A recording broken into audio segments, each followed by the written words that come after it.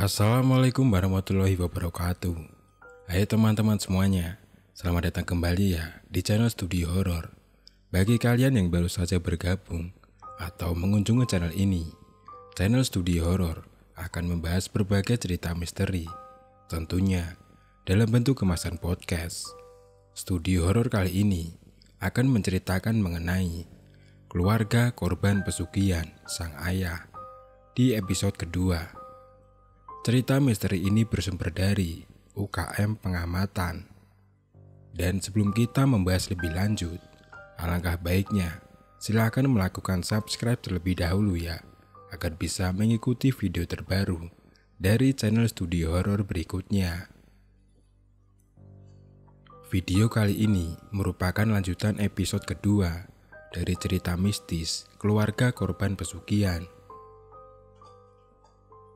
Ketika cerita keluarga Michelle kita angkat, saya tidak menduga reaksi dari warga Twitter melebihi ekspektasi saya.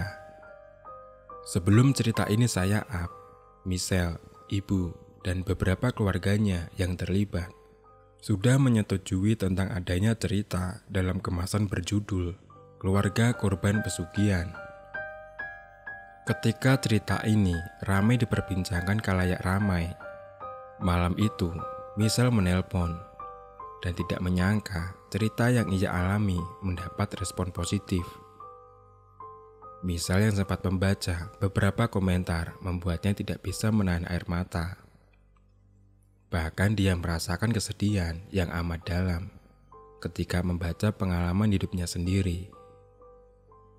Sekitar bulan Mei, saya bertemu dengan Michelle dan menceritakan keadaan sang ayah.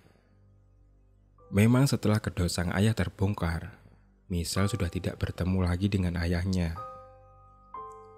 Di situ, Michelle bercerita tentang sang ayah yang masih berada di rumah ketua perang gaib, yang dulunya sempat bertarung dengan makhluk gaib yang bersekutu dengan ayahnya. Keadaan sang ayah semakin memburuk setiap harinya. Tubuhnya semakin kurus, dan tulang yang semakin terlihat di seluruh badan. Sang ayah juga sering mengamuk dengan menghancurkan apapun yang ada di sekitarnya. Tidak jarang, sang ayah juga sering mengucapkan kalimat dalam bahasa Jawa kuno yang disinyalir sebagai mantra ketika ia melakukan ritual dahulu kala. Sang ibu yang masih menjenguk sang ayah menuturkan, jika sang ayah sudah tidak lagi mengenalnya, sang ayah bahkan sudah tidak bisa berkomunikasi lagi seperti manusia biasa. Lebih banyak diam dan hanya tatapan kosong yang dilihat sang ibu ketika bertemu dengan sang ayah. Memang, ketua perang sudah pernah berkata kepada Michelle dan sang ibu sudah tidak bisa untuk menolong sang ayah. Bahkan, ketua perang pernah berkata kemungkinan untuk sembuh hanya 20%. Karena beberapa metode penyembuhan yang sudah dilakukan tidak menunjukkan hasil yang signifikan. Bahkan, ketua perang sempat mengajak ayah Michelle ke beberapa orang untuk mengobati. Namun kebanyakan dari mereka menyerah karena kesusahan untuk menyerang sosok yang menguasai sang ayah. Kan kemarin mau dibawa pulang, soalnya udah nyerah mas. Tapi kita bingung mau gimana. Soalnya takut kalau di rumah. Ya akhirnya tetap di rumah bapak yang ngobatin ayah kemarin. Begitulah penjelasan Michelle ketika sang ayah sempat ingin dikembalikan ke rumahnya. Memang, Michelle dan ibunya kebingungan dengan apa yang mereka hadapi. Apalagi dari kedua adiknya yang sudah menghiraukan. Bahkan bisa dianggap melupakan sang ayah. Ditambah dari eyangnya yang selalu berkata untuk melupakan dan tidak usah berurusan lagi dengan sang ayah. Dan usut punya usut, selama ini sang ibu selalu menjenguk sang ayah tanpa sepengetahuan eyangnya. Karena apabila eyangnya tahu, pasti akan terjadi perdebatan hebat. Serba salah memang. Michelle merasa dirinya berada di titik entah berada di pihak mana. Sebenarnya dia sangat benci, bahkan muak dengan sang ayah yang telah membuatnya seperti ini.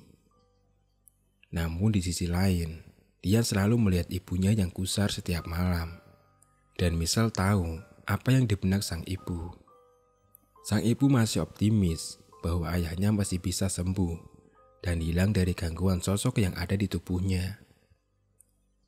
Sebagai seorang anak pertama, Michelle harus menahan egonya dan harus mementingkan keluarga yang masih membutuhkan sosok seorang ayah. Apalagi kedua adiknya yang memang masih kecil. Dan menurut Michelle, masih membutuhkan sosok seorang ayah. Walaupun kebencian terhadap ayahnya juga sudah tertanam di kedua adiknya. Bahkan tanpa sepengetahuan ibu dan yang lain, Michelle diam-diam datang ke psikolog. Hanya semata-mata ingin mendengarkan keluhan dan teman curhat yang benar-benar mengerti keadaannya. Aku tuh sebenarnya bingung mas, mau kemana, terus mau ngapain. Tapi aku juga penasaran sama ayah. Di balik semua itu, Michelle sebenarnya masih penasaran apakah sang ayah masih bisa sembuh dan benar-benar hilang dari ikatan gaib. Di balik semua itu, Michelle sebenarnya masih penasaran apakah sang ayah masih bisa sembuh dan benar-benar hilang dari ikatan gaib yang menjadi efek dari semuanya yang dilakukan sang ayah. Di sela-sela waktunya, Michelle ternyata beberapa kali bertemu dengan ahli spiritual dan bercerita tentang apa yang dialami dan keluarganya. Namun hasilnya nihil. Kebanyakan dari mereka menolak untuk membantu. Bahkan salah satu dari mereka langsung menolak ketika Michelle menyebut nama dari sang ayah. Kayaknya Jogja udah tak kelilingi deh mas. Tapi ya sama aja, kayak nggak ada efek. Aku juga pernah janjian di Pekalongan ketemu orang yang katanya bisa. Dari beberapa teman dekat Michelle yang memang akhirnya tahu dan mengerti dengan kondisi Michelle, juga membantu sesuai dengan kemampuan mereka dengan mencarikan ahli spiritual. Tetapi tetap saja jarang ada yang mau. Bahkan malah ada yang meminta mahar tinggi, atau dengan kata lain, hanya ingin memanfaatkan Michelle semata. Ternyata, apa yang dirasakan Michelle sangatlah berkebalikan. Di mana awalnya dia sangat membenci sang ayah, namun setelah sang ayah jauh dari keluarganya, dia merasa kehilangan sosok ayah. Dalam segi ekonomi untuk menghidupi keluarga, sekarang Michelle hanya bergantung kepada sang ibu yang bekerja di sebuah pabrik. Dan tidak jarang dibantu oleh beberapa saudara, terutama sang eyang, yang sekarang membiayai Michelle kuliah. Michelle pun membantu ibunya dengan bekerja menjadi penjaga toko busana di daerah Gejayan, walaupun tidak direstui oleh sang ibu. Sang ibu berdalih Michelle belum benar-benar sembuh dari trauma dan tidak tega dia bekerja dengan kekurangan yang ada di tubuhnya saat ini. Ibu takut mas aku direndahin orang. Tapi ya gimana lagi, aku udah gak mikir sampai situ. Aku mikirnya yang penting aku dapat uang buat bantu ibu. Adikku kan juga butuh uang buat jajan mas. Segala cara sudah Michelle lakukan dengan berkeliling dan bertemu dengan beberapa ahli spiritual. Sebenarnya, Michelle hanya ingin memastikan sang ayah masih bisa benar-benar sembuh dari ikatan gaib, atau hanya tinggal menunggu waktu saja. Ketika harapan sudah mulai pupus dan hanya ada kata menyerah, suatu hari, Michelle dihubungi oleh salah satu temannya untuk bertemu dengan orang yang bisa menolong sang ayah dan bisa menolong Michelle untuk trauma yang ia alami. Michelle masih merasa tidak yakin dan dalam benaknya hanya berpikir, apakah ada yang bisa benar-benar menolongnya? Singkatnya, Michelle bertemu dengan orang itu dan memanggilnya Pak D. Michelle menceritakan semuanya dari awal, sedetail-detailnya. Mulai dari kecurigaan kegiatan sang ayah, hingga kecelakaan yang merenggut sebagian dari tubuhnya. Ketika Michelle menghentikan ceritanya, Michelle melihat Pak D hanya menggelengkan kepala dan terdiam beberapa saat dengan batang rokok yang belum ia nyalakan di tangannya. Pas aku selesai cerita, bapaknya cuma diem. Tapi diemnya nggak kayak biasa, Mas. Kayak lagi ngomong sama sesuatu, Mas. Tidak berselang lama, Pak D meminta Michelle untuk memejamkan mata dan membayangkan sosok sang ayah. Di dalam pejaman matanya, Michelle melihat sang ayah di dekat sosok hitam berbadan besar dengan sang ayah yang tertunduk lesu di belakangnya. Michelle membuka mata dan seketika menatap mata Pak D. Respon dari Pak D hanya tertawa kecil dan sempat mengusap kedua mata Michelle dengan air yang diambilnya dari sebuah gelas. Michelle bingung apa yang dilihatnya dan timbul pertanyaan, kenapa dalam pejaman matanya yang dilihatnya adalah sosok hitam besar, bukan sosok ular yang selama ini diceritakan oleh ketua perang gaib dan sang kakek. Michelle yang tidak mau menerka-nerka mencoba menanyakan kepada Pak D, apa sebenarnya yang dilihatnya dan kenapa bukan sosok ular. Pak D menjelaskan, sosok ular itu sebenarnya sudah lama hilang dan sekarang sudah digantikan oleh sosok yang ia lihat. Sosok itu dibuat oleh ketua perang karena dimungkinkan itulah jalan satu-satunya. Namun sosok itu bisa dibilang tidak cocok dan malah membuat keadaan ayahnya semakin memburuk. Pak D juga menjelaskan bahwa sebenarnya orang yang menjaga atau ketua perang gaib sudah tidak bisa mengendalikan dan hanya bisa menunggu ajal menjemput sang ayah. Michelle yang mulai kebingungan dengan maksud perkataan Pak D, kemudian bertanya, sebenarnya apa yang harus dilakukan keluarganya dan apakah ada cara lain untuk kesembuhan sang ayah. Betapa mengejutkan ketika kalimat yang keluar dari mulut Pak D. Tidak ada. Tidak ada yang harus dilakukan dan apa yang dilakukan ketua perang gaib menurutnya hanyalah membuang-buang waktu dan tenaga. Akan tetapi, Pak D mengerti bahwa tujuan dari ketua perang gaib mengiyakan untuk menjaga ayahnya agar Michelle dan keluarganya bisa hidup dengan tenang dan mengantisipasi apabila ada hal yang tidak diinginkan terjadi. Di sisi lain, Pak D menuturkan bahwa hanya Michelle yang bisa menyelesaikan segala dilema di keluarganya. Michelle diibaratkan sebagai ujung tombak dan menjadi titik balik di dalam keluarganya. Michelle yang semakin bingung dan tidak tahu harus merespon apa. Kemudian dengan keberaniannya, langsung bertanya inti dari kenapa dia datang ke rumah Pak D. Terus gimana Pak? Bapak bisa nyembuhin nggak? Tanya Michelle dengan tatapan tajam. Nggak usah, nggak apa-apa kan? Kan kamu senang bapakmu sakit. Jawab Pak D sembari mengisap batang rokok dan membalas dengan tatapan yang lebih tajam. Michelle merasa Pak D mengetahui bahwa sebenarnya masih ada kebencian dan rasa ingin balas dendam di dalam dirinya. Walaupun apa yang dirasakan tidak sebesar dulu, tapi rasa itu kadang masih ia rasakan. Melihat Michelle yang diam 1000 bahasa, tiba-tiba Pak D memberikan Michelle sebuah air putih dan diminta untuk meminumnya. Michelle bercerita ketika ia meminum air itu, ada reaksi aneh di dalam tubuhnya. Bahkan muncul aroma wangi dari air yang ia minum. Airnya tuh kayak gimana ya? Pokoknya baunya itu kayak orang-orang mau Jumatan. Kayak yang ku pakai deh mas, pas Jumat.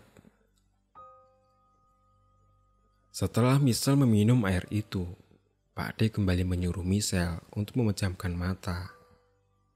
Kali ini, Misel diminta untuk membaca beberapa surat yang tertulis dalam secari kertas. Tidak lama setelah Misel membuka mata, Pak D kemudian menjelaskan bahwa dia bisa menolong Misel. Namun ada syarat yang harus dipenuhi. Syaratnya, sang ayah harus dibawa ke rumahnya, didampingi Misel ataupun sang ibu. Dan dijelaskan pula bahwa segala sesuatu atau bisa dibilang efek yang akan terjadi setelahnya, baik atau buruk, bukan menjadi tanggung jawabnya. Misel menanyakan apa efek yang terjadi setelahnya. Dan jawabannya, sang ayah bisa sadar saat itu juga. Tetapi ada dua kemungkinan, yaitu sadar dalam keadaan gila ataupun tiba-tiba sakit keras. Memang itu bukan sebuah pilihan yang diinginkan. Akan tetapi, jika memang itu pilihannya, apa mau dikata? Misel tidak bisa memutuskan saat itu juga, dan berdalih harus berdiskusi dengan sang ibu. Pak D menyerahkan segalanya kepada Misel dan siap menerima kapanpun kunjungan Misel bersama dengan sang ayah. Keesokan harinya, Misel sebenarnya ingin menceritakan hasil dari pertemuan itu dengan sang ibu. Namun Misel takut akan membuat sang ibu cemas. Kekhawatiran Misel sebenarnya adalah kepercayaan ibunya kepada Pak D. Apalagi sebelum-sebelumnya, ketika bertemu ahli spiritual, tidak ada hasil sama sekali, dan hanya omongan belaka. Ditambah lagi, sang ibu masih berpikir soal mahar apa yang harus diberikan. Karena memang di antara percakapan Misel dan Pak D tidak membicarakan soal mahar. Dan yang paling menjadi persoalan adalah cara untuk mengambil sang ayah dari rumah ketua perang. Apalagi Misel dilarang oleh kakeknya untuk bertemu dengan sang ayah. Dengan banyak pertimbangan, Misel akhirnya bercerita kepada sang ibu. Dan entah mengapa, Misel mengungkapkan bahwa dia sangat percaya dengan Pak D dan optimis bisa menyelesaikan semuanya. Misel menjelaskan semuanya tanpa pikir panjang. Sang ibu mengiyakan dan meminta agar segera datang lagi ke rumah Pak D. Aku nyeritain semuanya. Ya ibu kayak seneng mas, tapi ya agak kaget sih pas aku ngasih tahu efeknya. Dari semua penjelasan Misel, hanya poin di mana sang ayah harus dibawa bersama dengan Misel.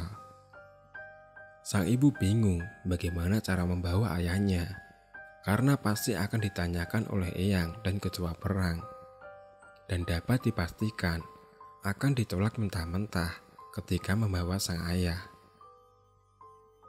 Bahkan sang ibu bertanya kepada Misel tentang kesiapannya bertemu dengan sang ayah.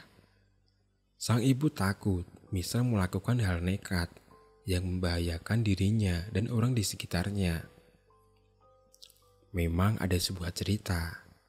Di awal setelah Misel benar-benar berpisah dengan sang ayah, Misel pernah membawa sebilah arit dan mencabik-cabik pohon pisang yang dianggap sebagai sosok ayahnya. Bahkan Misel pernah pergi sendirian ke bekas rumah lamanya sambil membawa botol berisikan bensin dengan tujuan untuk membakar rumah itu. Saat itu Misel berdalih agar kenangan bersama sang ayah benar-benar hilang. Memang di saat itu Misel sudah hilang akal. Bahkan ia mengakui itu. Sering berhalusinasi sosok ayahnya, dan juga sering bermimpi bertemu sosok ular yang dulunya sempat menemui ketika masih satu rumah dengan sang ayah. Walaupun dia sempat mempelajari dan mengontrol segala sesuatu bersama sang eyang, apalagi dorongan untuk tidak mau bertemu lagi dengan sang ayah adalah kemauannya sendiri. Tetap saja, rasa ingin balas dendam masih dirasakan Michelle. Sebenarnya, Michelle juga kebingungan dengan dirinya, antara benci dan ingin ayahnya sembuh. Akan tetapi, resiko-resiko itulah yang kadang membuatnya bimbang, karena emosi yang bisa saja meluap sewaktu-waktu. Bahkan ibunya meminta Michelle untuk berpikir lagi dan menguatkan hati untuk bertemu dengan sang ayah. Beberapa hari kemudian, ketika diskusi antara Michelle dan sang ibu, tidak ada titik temu. Entah mengetahui dari mana, tiba-tiba sang eyang datang ke rumah Michelle dan tiba-tiba langsung menanyakan kapan akan bertemu dengan orang yang Michelle temui, yaitu Pak D. Michelle dan ibunya kebingungan bagaimana sang eyang bisa mengetahui informasi jika Michelle bertemu dengan Pak D. Siapa yang gak bingung coba mas? Dia itu tiba-tiba datang, terus langsung bilang kayak gitu. Usut punya usut, setelah Michelle bertemu dengan Pak D, 2 hari setelahnya, salah satu orang kepercayaan sang eyang juga mendatangi Pak D untuk obat sang ayah. Ternyata sang eyang yang selama ini melarang Michelle bertemu dan membenci ayahnya, diam-diam membantu Michelle untuk menyembuhkan sang ayah. Sang eyang menuturkan bahwa dia tidak tega melihat Michelle berkeliling mencari obat untuk ayahnya. Apalagi melihat sang ibu yang selalu secara diam-diam bertemu dengan sang ayah. Di sisi lain, ketua perang pernah bertemu dengan sang eyang dan menyatakan bahwa sudah tidak mampu lagi untuk mengurus ayah Michelle. Walaupun diberi biaya, akan tetapi dengan kondisi ayah Michelle yang semakin memprihatinkan, dia merasa tidak mengemban amanah yang sudah diberikan.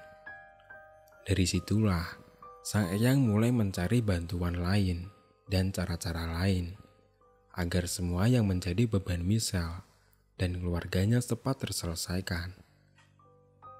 Dan yang terpenting adalah kesembuhan sang ayah. Setelah penjelasan panjang dari sang eyang dan juga penjelasan Michelle tentang syarat dan efek yang disyaratkan, di saat itu juga diputuskan hari di mana membawa sang ayah ke rumah Pak D. Beberapa hari berselang, Michelle bersama sang ibu dan eyangnya menjemput sang ayah di rumah ketua perang. Ketua perang yang sebelumnya sudah mendengar dari sang eyang, ternyata sudah mempersiapkan semuanya. Sang ayah sudah dimasukkan ke dalam sebuah mobil terpisah dan dijauhkan dari pandangan Michelle. Berjaga-jaga akan ada kontak batin yang terjadi ketika Michelle melihat sang ayah. Sesampainya di sana, Pak D yang melihat rombongan datang berteriak dari kejauhan, meminta sang ayah untuk tidak dibawa ke dalam rumahnya. Sang eyang, ketua perang, dan Pak D kemudian melakukan diskusi terpisah. Michelle tidak tahu apa yang dibicarakan. Michelle hanya mendengar suara tertawa beberapa kali dan mendengar Pak D menyebutkan sebuah tempat asing yang tidak pernah didengarnya. Cukup lama, Michelle menunggu obrolan mereka di sebuah teras dengan beberapa gambar wayang yang ada di beberapa sudut ruangan. Michelle sebenarnya takut dan bingung dengan apa selanjutnya yang harus ia lakukan dengan sang ibu. Apalagi sebelumnya, Pak D mengatakan efek dari pengobatan membuat sang ayah sakit keras ataupun bisa menjadi gila. Bahkan, Michelle melihat sang ibu yang sudah mulai gusar dan kebingungan dengan gerak-gerik sang ibu mengepal kedua tangan dan mata yang selalu melihat sekeliling. Tidak lama, sang eyang keluar bersamaan dengan ketua perang yang membawa sebuah minyak wangi dan sebuah bungkusan di tangannya. Di situ, ketua perang menjelaskan bahwa nanti malam akan diadakan ritual di mana akan diikuti beberapa orang. Ritual akan dilakukan di sebuah pemandian yang tidak jauh dari rumah Pak D. Kemudian ketua perang memberikan minyak itu kepada Michelle untuk dioleskan ke seluruh badan. Dan bungkusan itu harus dibawa Michelle selama ritual dilakukan. Namun ada syarat yang harus dipenuhi, yaitu yang diperbolehkan ikut di dalam ritual hanyalah Michelle dan eyangnya. Di situ juga dijelaskan bahwa Michelle harus ikhlas dengan apa yang selanjutnya akan terjadi dengan sang ayah. Sang ibu cukup keberatan dengan syarat itu, apalagi dia tidak diperbolehkan untuk ikut di dalam ritual tersebut. Pak D mencoba menjelaskan secara perlahan, walaupun cukup alot, akan tetapi sang ibu bisa mengerti kenapa tidak diperbolehkan untuk ikut di dalam ritual. Malam itu tiba, Michelle dan beberapa orang bersiap menuju tempat pemandian.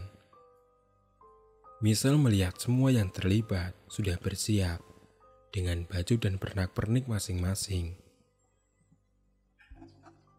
Pak D dengan sebuah belangkon beserta surjan berwarna coklat kehitaman, dan ketua perang dengan pakaian berwarna hitam dengan sebuah sabuk di pinggangnya. Singkat cerita, di tempat ritual itu, Michelle diminta untuk duduk berdampingan dengan sang ayah. Disinilah Michelle bertemu lagi dan bertatapan dengan ayahnya setelah begitu lama. Michelle dan sang ayah diminta duduk di sebuah batu besar yang di depannya terdapat kolam air. Tepat di tengah kolam itu, ada sebuah pancuran kecil berdiri tegak berbentuk oval ramping. Michelle bercerita tidak ada reaksi apapun ketika dia bertatapan dengan sang ayah. Rasa benci ataupun emosi yang selama ini ditakutkan tidak terbukti. Sebaliknya, Michelle malah merasa kasihan dan iba dengan sang ayah yang terlihat sudah kehilangan jiwanya. Memang saat itu, sang ayah sudah kehilangan kesadaran. Bahkan dia harus dituntun ketika berjalan menuju tempat ritual. Keanehan yang Michelle rasakan hanyalah badan ayahnya seperti mengeluarkan energi panas. Energi panas itu semakin bertambah ketika beberapa orang sudah melakukan doa dan gerakan-gerakan yang Michelle tidak tahu apa maksud dari gerakan itu. Berkebalikan dengan sang ayah, Michelle merasakan badannya semakin lama semakin dingin dan merasakan angin di sekitar yang berembus yang mengelilingi Michelle dan ayahnya. Apalagi hawa dingin sangat terasa, tepat di titik di mana Michelle mengoleskan minyak wangi pemberian dari ketua perang. Semua orang sudah berada di dalam posisi bersila dan memanjatkan doa. Tidak lama berselang, Michelle diminta untuk memejamkan mata oleh yangnya yang berdiri dari kejauhan. Pokoknya merem. Jangan buka mata, nanti lihat yang tidak-tidak.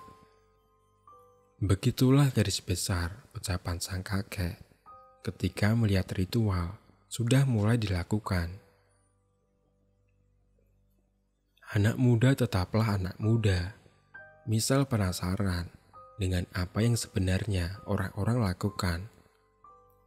Michelle membuka sedikit matanya, dan dari penglihatannya, terlihat beberapa pusaran air berukuran kecil di beberapa titik yang tersebar di kolam tersebut.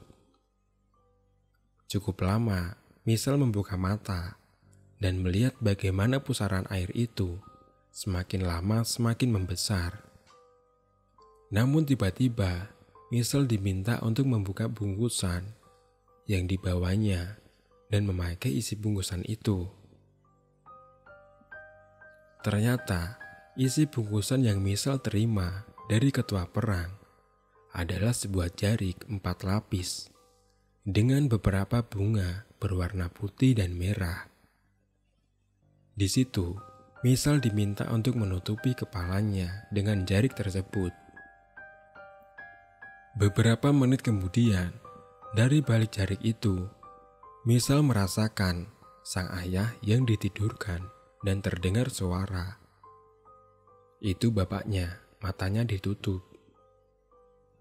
Entah apa maksud perkataan itu. Dari balik jarik itu, Michelle tidak bisa melihat apapun dan hanya bisa merasakan sang ayah sudah berbaring di sampingnya. Disinilah keanehan mulai muncul. Michelle merasakan adanya lalu lalang orang yang menabrak badannya.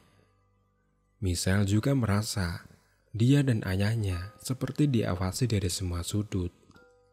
Bahkan dia mendengar suara-suara binatang silih berganti.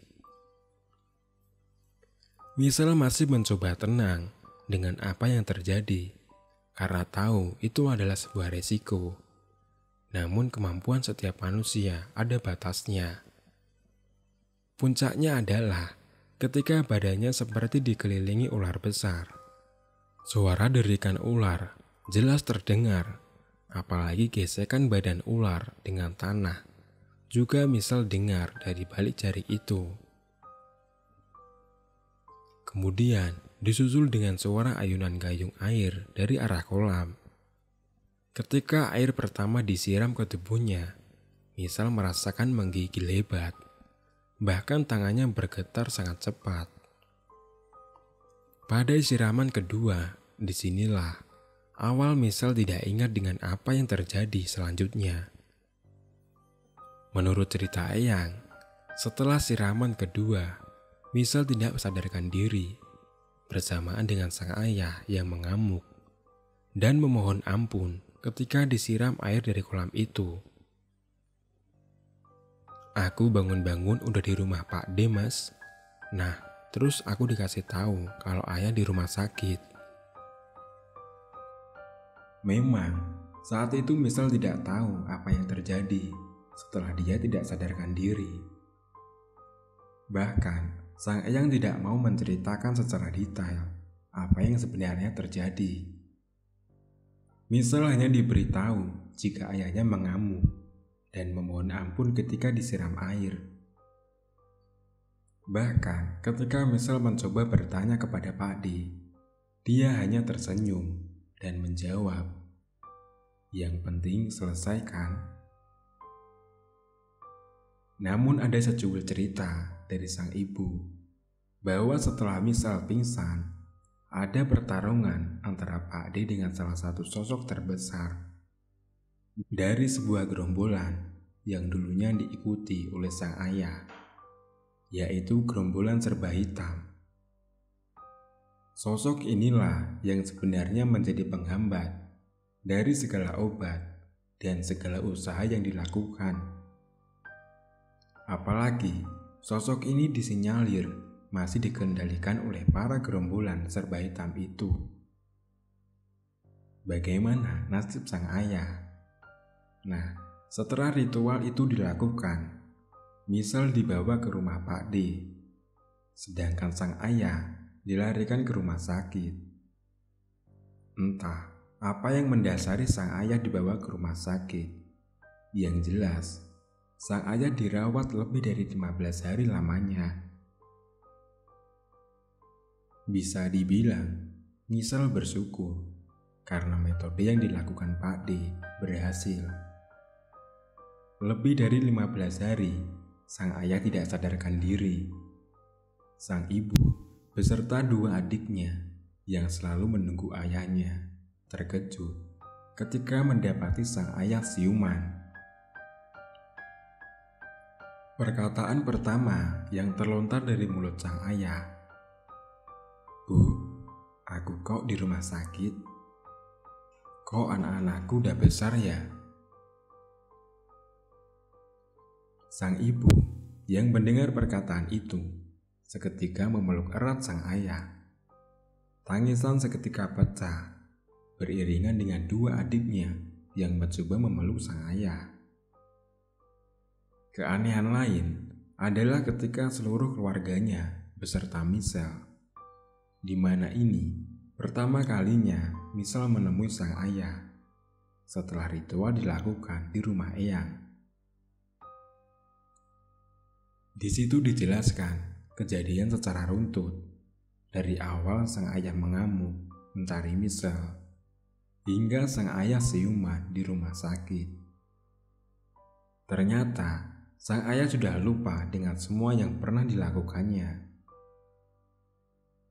Bahkan, sang ayah tidak tahu menahu jika Michelle pernah mengalami kecelakaan hebat yang merenggut salah satu bagian tubuhnya.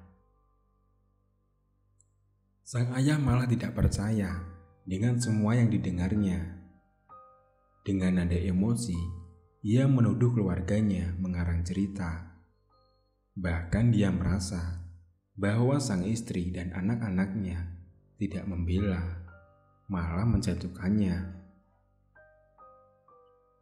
Michelle yang melihat sang ayah seketika meluapkan emosi yang selama ini ia pendam.